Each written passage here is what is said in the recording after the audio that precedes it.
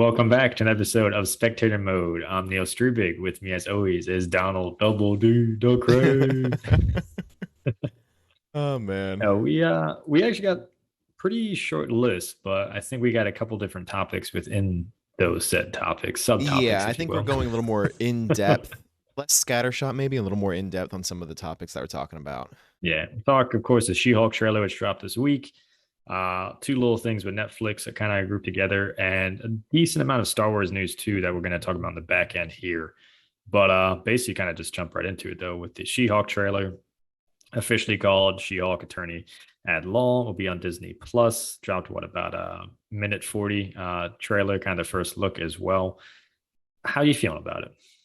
I mean, it looks pretty good for the most part. I will admit some of the visual stuff for me doesn't look maybe quite as polished. But they definitely have an all-star cast for this, right? Like they're bringing back Benedict Wong, they're bringing back Abomination for this. We've got Smart Hulk in there again, Mark Ruffalo's character. So a lot of good tie-ins. It's very strongly tied to the Hulk lore and stuff like that. So I'm very excited to see that, and I am hoping that we're going to get more Hulk stuff because there was the whole issue of the Hulk IP previously that we didn't really get a lot of Hulk solo movies. So, I think it'd be really cool to start doing new Hulk stuff and getting that going on in the current phase. You know what I mean? So hopefully they do. No, I'm with you. Supporting cast does look good. Abomination tie in there is supposed to be good. Her defenders might be tied into Jessica Jones, Luke Cage, and then also to Marvel slash Disney announced that Daredevil's coming back and based on the Defender shows. So maybe we'll see a bit more of a tie in there. We've seen some hints too with, of course, Daredevil in No Way Home. Spoiler alert, movie's been out for a bit.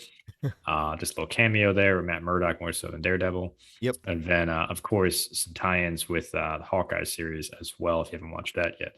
I don't know. It looks entertaining. My biggest the CGI looks awful, and I know I Yeah. bashed CGI a couple episodes before, but I do think with this, just because there's no other action going on, it stands out so much worse. And I think you couldn't got a body double because again, She-Hulk is just a really built woman. She's jacked, but she's still very feminine though too. I think you could have gotten away with a body double, or at least even two we've seen in Mandalorian with whatchamacallit, the Wookiee, in the last season. The hell's his name?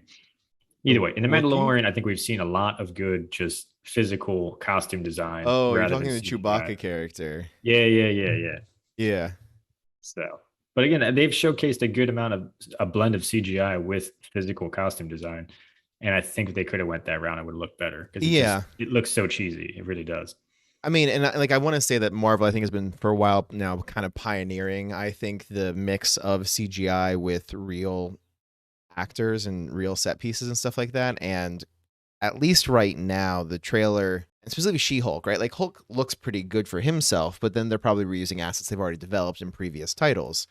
So this might be one of those things, though, that because the trailer came out, they might continue improving some of these things and improving renders and stuff by the time the show actually releases. I hope they do, because I agree it looks it kind of like takes you out of the story and the immersion of it, because you immediately can tell that she's But not it's a good point right. you brought up how Abomination and Mark Ruffalo's Hulk look good, or look easier on the eyes. But then again, it's basically just a green layer over what's her name, Tatiana Maslany, who's playing She-Hulk. Yeah. And I think maybe if you would have made her more, I guess, Hulkish then, which sounds like kind of terrible because again, she is even in the comics a bit more feminine and more human looking Yeah. than her counterpart with Bruce Banner. But it just comes off so bad to where I really do think if you would have put a more of a physical costume design, it would have looked better. And I mean, Tatiana's fit too, so it's just like you didn't have to do much, but the green overlay just it looks bad. It I takes don't me know, out of it. man. Well, because it'll all be interesting to see, because I think She-Hulk canonically has like multiple forms she uses. Like we've got Smart Hulk now, right? Which is the smaller and slightly more like defined and like less bulked version of Hulk that we had previously when he was like Ragey Hulk and stuff. So like Hulk has gone through some transformations, but I'm pretty sure She-Hulk from the jump had that level of control that she could like go like Muscle Hulk or Smart Hulk, so to speak.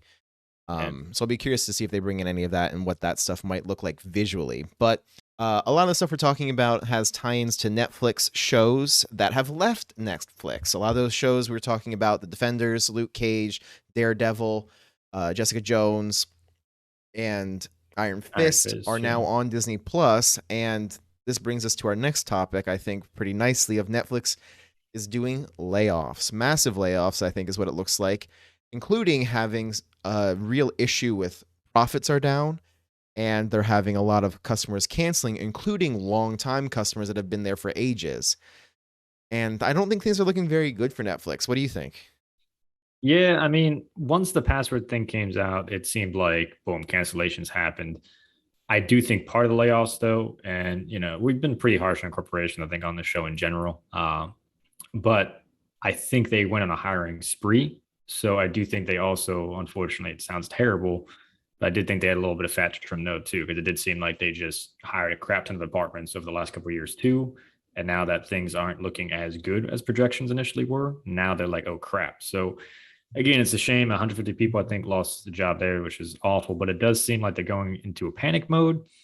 And again, because of the success they've had, I'm not quite sure. It doesn't seem like they really have a sound strategy. It's like they threw a bunch of shit at the wall and now they're just backtracking, which it's like, huh, how viable as a company is Well, Netflix now? I mean, they're falling into the trap that I think cable TV did for a long time, right? Like when cable TV first became a thing, it was free because they made, or rather, it had no advertisements when it first came out because you were paying a subscription service compared to, the air and the antennas and stuff where that had ads because you couldn't tell who was like tuning into whatever. Cables were like, hey, you pay us this low subscription, no ads. Mhm. Obviously, once cable became the only game in town, they introduced ads. Now they're making money on both ends off the consumers and then, the companies placing ads. Netflix kind of is doing the same thing, right? Like they're looking at doing ads, they're looking at how they can increase their profit margins. And like when they were just like a low fee for access to all this stuff was fine and no one had any complaints. But I think part of the issue too is like they did some internal analysis that basically showed that um they made more revenue off of new subscribers and new shows than they did by having existing titles. So that's why you have a lot of those like 2 or 3 season cancellation type deals at Netflix. And so then as streaming services have come up, things have left the platform. We talked about all the Disney Plus stuff that's disappeared. And like Netflix is a pricey subscription these days, man. The price has really It's almost gone 20 up. bucks, yeah. Yeah, and now they're talking about ads for the record. They haven't done it yet, but they're talking about adding ads. They're doing the household fees on top of it. Like, I don't know about you, but the big draw for me when I first got on the Netflix train and cut the cord, so to speak, was the cheaper cost of it relative to like cable and anything else. And these days, I feel like if you're gonna see all your shows and have all the subscriptions, like you're either going to rotate through different services and binge as you get there, or you're probably just going to focus on the cheaper ones that have most of what you want. Netflix isn't that option anymore. No, I'm with you. I think everyone's kind of doing the rotation thing. And again, I think the password sharing, I think, led to some loss of faith there too for some folks where they're just like, it's not even worth it. I can still sit there and have Disney Plus, share Paramount Plus, whatever it may be, you know what I mean? Or, hook up with somebody's Hulu, whatever that case may be. But the cuts though too to the animation department specifically, I was kind of surprised by too, because they have pushed quite a bit of Netflix specific anime, and some of the stuff too has been quite good with Yeah. Castlevania, Yeah. Blood of Zeus, whatchamacallit to the League of Legends show. Arcane, for Thank you. sure. And then they also had the Witcher animated movie they Yes, I did. still have to watch that too. So, That was also really well so done. yeah, so I'm surprised there just because they've been hitting pretty good home runs with all those shows. I mean, all of them are solid. I haven't watched Arcane yet, but Blood of Zeus and Castlevania is phenomenal. But you also have shows like Cowboy Bebop then get canceled after one season. And then you have multiple seasons for shows that seem to be kind of very, very niche and don't have as much of a following. But Yeah, man. I mean, I don't know, because like I think Netflix too early on, I think established itself more as almost avant-garde in the sense that they were willing to throw money at projects that other people wouldn't, because one of the glories of streaming is you can find your niche. You're not competing with other shows. You're not competing with people's schedules, right? Because a big part of TV broadcasting is, are the people that you want to watch your show home and able to watch your show? Because if you're looking at an adult demographic that has work, well, 9 to 5 is out. If they have kids, well, then dinner time and stuff like that is probably out. So you're already like limiting your options for those types of kind of like out there or more adult shows and entertainment because they're competing against the existing cable lineup. Streaming services get you away from all that. And I think Netflix rightly did a good job in the beginning of, kind of throwing everything at the wall and seeing what stuck and bringing out a lot of these really interesting and kind of niche projects that people could really enjoy. And these days, like again, like it seems like the focus on profits is driving them to decisions that are safe calls. And so if something's not obviously going to be a big IP or something like that, like they're not taking the risk they used to. So they're losing a lot of the content that they used to have. Their prices are going up, and then they're not even producing stuff of the same quality that they used to be. You know, because there was a lot of shit back in those experimental days. Let's be honest, not all of it was great, but at the same time, it was always nice to find those gems here and there that they had, and you could find some like really quality original content on there. And I don't think I go to Netflix for its original content anymore. Not really. No, I think Drive to Survive is pretty much the only thing that will be back in as far as original content. Or if they ever do a final season of Glow, I will easily go back to Netflix to watch that. I But mean, Stranger Things is finishing up this summer, so once that's I done, I don't haven't know. watched it, and I honestly kind of don't have an interest in watching it Well, either. I Yeah. mean, I think it's you know, for my recommendation and completely off topic, but Stranger Things, give it a look, give it a listen. It's ending this summer, so it's going to be a concluded series, which I think is a big point in its favor because I'm tired of getting into something and then it gets canceled right after. So they're releasing the first part of season 4, you know, at the end of May, and then I think the final part comes out at the end of June or July, something like that. So it'll be done, like the whole thing will be done, so you'll be able to watch the complete story start to finish. Something to chew on maybe when I get Netflix back. But you did mention IPs, and speaking of IPs with Star Wars, Lucasfilm president Kathleen Kennedy mentioned how they're not going to recast iconic heroes and characters of the past, like Harrison Ford's Han Solo. When they recast it for Solo, they felt like that was a missed opportunity there, and they kind of took a pretty big bunch of hits and I guess the court of public opinion. So they've learned from their mistakes and they don't want to do that again. That also includes what's his name, Danny Glover as Lando. So pretty much Donald Glover? Solo, and I'm trying to think if there's anybody else been really recast. It's kind of just basically the Solo film is kind of the catalyst Lando. for that decision. Yeah, I mean, Solo was the one where they really did that, obviously, with recasting Han Solo and Lando Because Calrissian. Rogue One was pretty much new and reoccurring there too. There wasn't anybody necessarily new there Yeah, and or Rogue existing. One, I think, is one of the better received movies. Like overall, I really 100%, yeah. think it was really well received. Definitely. So I don't know if I necessarily agree with what they're saying, but like Star Wars has a lot going on right now, right? Like they're Taika Waititi's apparently making a new franchise film for them. Uh, Rian Johnson is working on another trilogy. I don't know what that looks like. If it's going to be a continuation of kind of the stuff that he started earlier, right? Because Rian Johnson directed Last Jedi. So I don't know. But they got a lot of stuff going on over there right now. And I guess the question is, if you're getting rid of these sort of legacy character, well, they're not getting rid of, I shouldn't say that. They're not recasting them.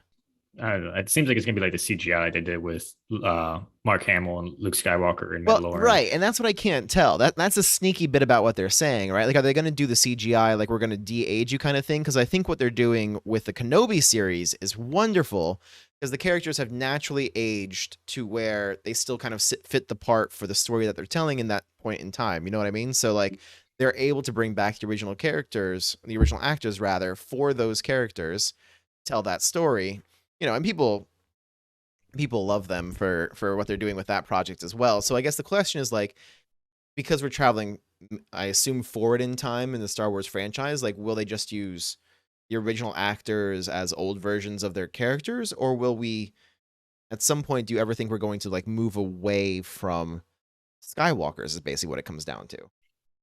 Well, I mean, we saw a whole trilogy dedicated to Skywalker lore in the worst way possible with Rey's nonsense. But personally, this decision kind of pisses me off. I'll be honest, because Solo won, and I blame the fans for this because Solo came out after the shit that was Rise of Skywalker, and a lot of fans are pissed off, and a lot of those fans are still pissed off about Last Jedi, which is ridiculous too, because I thought Last Jedi was the best out of the new trilogy. Rise of Skywalker was complete fan service, and I feel like this is basically a decision just based on fan service because people didn't like Solo. And quite frankly, if you didn't like Solo, you're not a fucking Star Wars fan, straight up. You don't know anything about Star Wars if you didn't like that Ooh, film. Because what's his harsh. name? Aaron Reich. Alden Ehrenreich killed it. Aaron Had the Reich. swagger. He acted like a young Solo. And again, Solo is a space cowboy film. It's a fun film. That film is super, super fun to watch. And we kind of saw shades of that then too in the Mandalorian series and Book of Boba Fett, which everybody loves. But like There's still the campy and the cheesiness, but again, it's just those stories and the bounty hunter lore in Star Wars isn't supposed to just make complete coherent sense all the time. It's supposed to be a fun Well, ride like cowboy films but I kind are. of think that's the argument against Solo. For the record, I do think Star Wars fans particularly do not get to stand on a pedestal when it comes to the way they treat the object of their affection, right? Because they there are just so many stories of the actors and the vitriol they have received for just doing their jobs or portraying these characters, and it goes all the way back to Jar Jar Binks and the boy who did young Anakin, and then we had I forget what her name was, who was in the newer films. Her sister died and she ran around and she was, I forget her name, but she also got a lot of flack for her character, right? Like a lot of hate. And they really do have Oh a yeah, the problem. Asian. So on the one Yeah. hand, I think I do support what you're saying with Solo fans of Star Wars kind of like being too harsh on the story. My counter argument to that slightly is I think some stories are better left untold. You know what I mean? Like, to your point that like it doesn't need to be this like well written or like coherent kind of thing or whatever. Like, I think Han Solo, part of his character, the draw was the mystery. So I think maybe he was the wrong character to try to nail down essentially by going into his past to try to iron out some of those details, you know what I mean, and account for various things, especially because it seemed like they were trying to account for events that like, They when we showcased the meet Kessel Han Run. Solo. Like it's part of the lore and it was cool to see and introduced a lot of great new characters though as well. I really think fans shot themselves in the foot with that. And me personally, I think it's only a matter of time until they get mad about basically the deep fake CGI stuff with certain characters too. And again, why I say like I mean, people they that like were Solo aren't mad really for the Star Wars record. fans is because those the same people that still hate the prequels and don't understand it that Star Wars is generational. There are three different trilogies for three different generations of fans. Solo and a lot of these shows blend in portions for all three of those generations. To just sit there and blast hate on it, you're just being ignorant and you're not letting other people enjoy Star Wars the way you got into it. You just want to see your Star Wars. It's kind of like the boomer logic, basically. And like, it's kind of sad because it creates this very toxic thing. And that leads to a studio basically saying, like, yeah, we're never going to try this again because fans are so venomous that it scared us away. And I think that's just scared money don't make no money, in my opinion.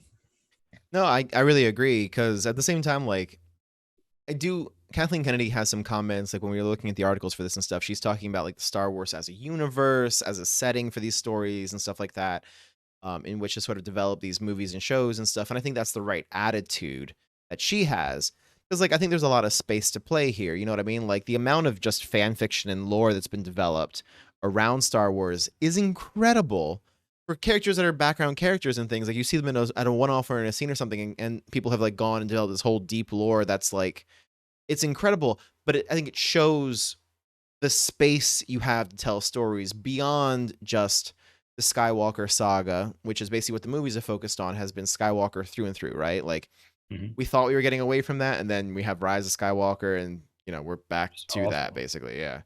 Yeah. So We whatever. had the tie-ins too with Jedi Fallen Order as well, which ties into a lot of with Rogue One. And again, you had characters from the books and the comics as well tied in there, which is great. And same thing with the Mandalorian, with again the Wookiee. What the hell is the Black Cranston? Cranston, am I saying it right? Chewbacca? Are you trying No, to no, get? no. And the Mandalorian, the Black Wookiee that came in, the Black Cranston. Oh! He's I the know who you're lowest in talking the about. comics and everything else. He actually fights Vader at one point. Yeah. Because he was the gladiator. Yeah. I need to hire like an intern so we can pronounce things right and get the proper appropriate Yeah. I pronunciation think for shit. you're right. It's Kersantin. Chrysanthemum, Kersantin. the black chrysanthemum. All right. Yeah. But again, like comic lore, some of the book lore brought in. So I think we've been seeing a lot more of that. I don't know. There's still a lot of good things in the chamber. Rian Johnson's trilogy on the hold. I think maybe that's too why I'm a bit animated about it and irked because I think we would have saw him continue with what he did with Last Jedi. It would be a different opinion about the new trilogy. Oh, I absolutely agree. And like I Abrams think we fan know that. service and playing it safe, and again, not leaving Chewbacca dead. I think those are just all missed opportunities there too. But I don't know if we're ever going to see his trilogy either, which I think maybe this is why this decision kind of bothers me because it's how much are you going to let fans dictate it? And we've seen Star Wars fans don't really know what they want, and you can't just cater to them because you have three different competing generations, and you also have three different pieces of Star Wars lore, but also going to the mix now. We're saying, Yeah, and this is one of the arguments that was kind of made ages ago, I think, by George Lucas himself when the prequel movies came out. They were not well received at all. Like there was a lot of very negative opinions about it, and he was like, from my perspective, kind of came out and said, like, I'm paraphrasing here, but he's like, they're kids movies. You know what I mean? Like I understand that the first three movies released, and those people are all adults now, but it's not. But they were meant for kids back then, and they're meant for kids now. Like that's who is supposed to enjoy them, and kids did enjoy them. Like the character of Jar Jar Binks, it wasn't the kids getting upset about Jar Jar. You know what I mean? Like it was older adult fans or people. because the droids are supposed to be the comedic humor, Right, right, comedic and so relief. yeah, so it's one of those things that like I think to your point, I think that they almost need to make some sort of a commitment in terms of the development of like, hey, who is this movie for? Like you want fans to appreciate the movie, absolutely.